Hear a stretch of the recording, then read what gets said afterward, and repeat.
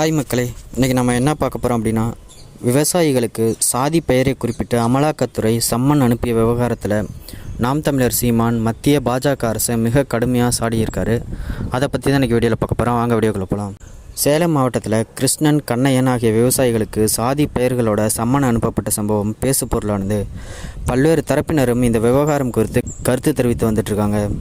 சாதி பெயரை குறிப்பிட்டு சம்மன் அனுப்பியது தவறானது அப்படின்னும், இந்த விவகாரத்தில் தொடர்புடைய அதிகாரிகள் மீது கடும் நடவடிக்கை எடுக்க வேண்டும் அப்படின்னும் அவங்க வலியுறுத்தியிருக்காங்க.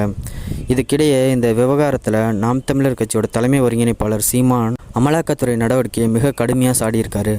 இந்த விவகாரத்தில் அவர் வெளியிட்டிருக்க அறிக்கையில், சேலம் மாவட்டம் ஆத்தூர் அருகேயுள்ள ராமநாயக்கன் பாளையம் கிராமத்தில் வசிக்கும் விவசாயிகளான கிருஷ்ணன், கண்ணையன் ஆகியோருக்கு அவங்களோட ஜாதி பெயரை சொல்லி அமலாக்கத்துறை அழைப்பாணை அனுப்பியிருக்குது வன்மையான கண்டனத்துக்குரியது.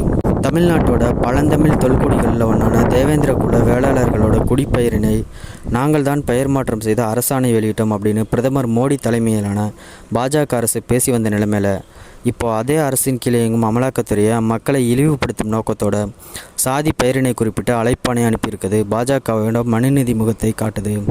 இந்திய அரசியலமைப்பு அடிப்படையில் உருவாக்கப்பட்ட தேர்தல் ஆணையம், குற்ற புலனாய்வுத்துறை, வருமான வரித்துறை உள்ளிட்ட தன்னாட்சி சட்ட அமைப்புகளை தங்களோட கைப்பாவையாக மோடி தலைமையிலான பாஜக அரசு கடந்த 10 ஆண்டுகளாக பயன்படுத்தி வந்துட்டுருக்கு. அதோட ஒரு பகுதியாக ஆத்தூர் விவசாயிகள் கிருஷ்ணன், கண்ணையன் ஆகியோருக்கு சொந்தமான 6 ஏக்கர் நிலத்தை மிரட்டி வாங்க முற்படும் பாஜகவோட சேலம் கிழக்கு மாவட்ட பொறுப்பாளர் குணசேகரனோட தூண்டுதலோட பேரில் வேளாண் பெருங்குடி மக்களோட ஜாதி பெயரை குறிப்பிட்ட அமலாக்கத்துறை அழைப்பாணை அனுப்பியுள்ள கொடூரம் ஆட்சி அதிகாரத்தை தவறாக பயன்படுத்தும் பாஜகவினரோட அடியாள் துறையாக அமலாக்கத்துறை மாறியிருக்கிறது வெட்கக்கேடானது. தமக்கு சொந்தமான நிலத்தில் வேளாண்மை செய்ய முடியாமல் பாஜக நிர்வாகி குணசேகரனால் பல்வேறு நெருக்கடிகளை சந்தித்து போதிய வருமானமின்றி அன்றாட உணவிற்கே திண்டாடி வரும் ஏழ்மையான விவசாயிகளுக்கு அமலாக்கத்துறை அழைப்பாணை அனுப்ப வேண்டிய அவசியம் என்ன வந்துச்சு? அண்மையில் அமலாக்கத்துறை அதிகாரி அங்கில் திவாரி லஞ்சம் கேட்டு சிக்கிய நிகழ்வு தமிழ்நாட்டில் நடைபெற்றுள்ள நிலையில் ஏழை விவசாயிகளுக்கு அழைப்பாணை அனுப்பியுள்ளதன் மூலம் அமலாக்கத்துறையில் தொடர்ச்சியாக மிகப்பெரிய ஊழல்கள் நடைபெறுவது மீண்டும் ஒரு முறை உறுதியாகியிருக்கு.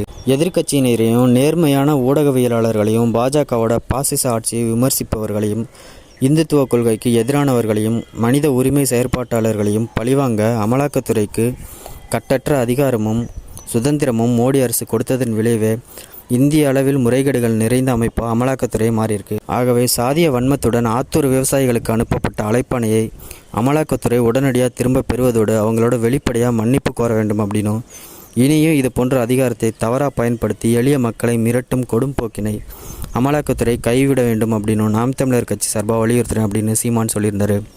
மேலும் சீமானை பற்றி நிறைய விஷயம் தெரிஞ்சுக்கணும்னா அந்த சேனலை சப்ஸ்கிரைப் பண்ணிக்கோங்க.